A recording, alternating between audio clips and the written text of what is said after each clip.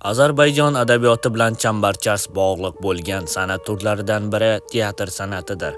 Ozarbayjonning teatr san'atining ildizlari xalq faoliyati, turmush tarzi, bayram va to'y an'analari hamda dunyoqarashi bilan bog'liq marosim, udum va o'yinlardek tomosha elementlari mustaqil xalq teatrining shakllanishidan muhim rol o'ynagan. Ozarbayjon xalq teatri realistik xususiyatlarga ega bo'lib, ishchi qatlamlari bilan bog'liq edi.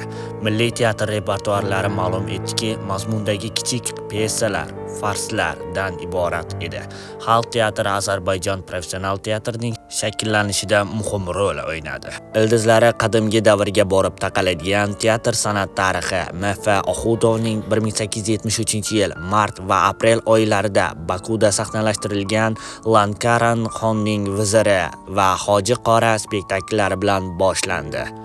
1886-yilda 23 yoshli gimnaziya o'qituvchisi Firudenbek Ko'charli Yerevanda teatrlashtirilgan spektaklni tashkillashtiradi.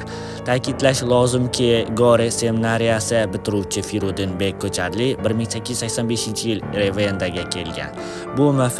Ahudovning Missiya Jordan va Darvish Shoh spektakl komediyasi bo'lib, Yerevan aholisi uchun katta madaniy hodisa bo'lgan. Ammo 1895-yilda Ko'charli Yerevandani tark etadi. Shundan so'ng teatrni 18 yoshli Yunus Nuriy boshqaradi.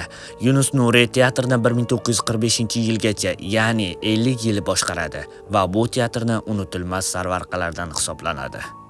Baxshi Gelenderli 1934-1951 yillarda Davlat Ozarbayjon drama teatrining direktori bo'lib ishlagan. Turli xil manbalarga tayangan holda teatr tarixi 1882-yildan boshlanadi. Tarixchi olim Israfil Mamedov o'z ishlarida shuni ma'lum qiladiki, Yerevanda Ozarbayjon teatri 1880-1881-yillarda boshlanadi. Yerevanda chop etilganda Psak Chalang gazetasining 1882-yilning 10-apreldagi 7-sonida Fars teatri nomi ostida katta targ'iz chop etilgan.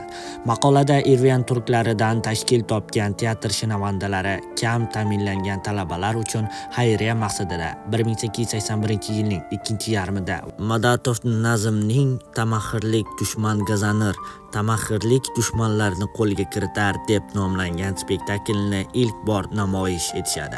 1882-yilning 2-aprelida ular bu spektaklni 2-marotaba namoyish qilishadi. 1928-yilda teatr davlat maqomini oldi. 1935-yilda teatrga mashhur dramaturg Jabbor Jabborali nomi berildi.